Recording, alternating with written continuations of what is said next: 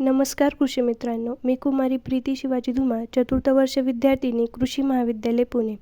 जैविक नत्र स्थिरीकरण योजना कृषी महाविद्यालय पुणे अंतर्गत आज आपणास ट्रायकोडर्मा या जैविक खताबद्दल माहिती देणार आहे. ट्रायकोडर्मा ही एक बुरशी असून तिच्या ट्रायकोडर्मा व्हिरिडी, ट्रायकोडर्मा हर्जेनियम, ट्रायकोडर्मा हेमॅटम, ट्रायकोडर्मा कोनिंगी तसेच अन्यही प्रजाती आढळतात. ट्रायकोडर्मा ही बुरशी परोपजीवी असून जमिनीतील रोगकारक बुरशींवर नियंत्रण करण्यास उपयुक्त ठरते. ही बुरशी जमिनीतील सेंद्रिय पदार्थावर मोठ्या प्रमाणात वाढते व इतर रोगजीवाणूंची वाढ नियंत्रित करते. जमिनीत आढळणाऱ्या फ्युजारियम, फायटोप्थोरा, पिथियम, व्हर्टिसेलियम या रोगकारक बुरशींची वाढ थांबवते.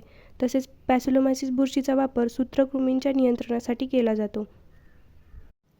कडधान्य, तेलबिया, भाजीपाला व ऊस या पिकांवर सुरुवातीच्या काळापासूनच मर, मूळकूज, खोडकूज, कॉलरॉट या प्रकारचे बुरशीजन्य रोग आढळून येतात.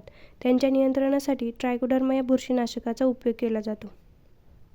ट्रायकोडर्माचा वापर विविध पद्धतीने केला जातो. 1. बीजप्रक्रिया. घन स्वरूपात बीजप्रक्रियेद्वारे. 2. ठिबक सिंचन. द्रव स्वरूपात ठिबक सिंचनद्वारे पिकांच्या मुळापाशी दिल्याने याचा पिकांच्या वाढीसाठी फायदा होतो. ट्रायकोडर्माचा वापर केल्याने रोगकारक बुरशींचा नायनाट होऊन पिकांची वाढ योग्य पद्धतीने होण्यास मदत होते. धन्यवाद.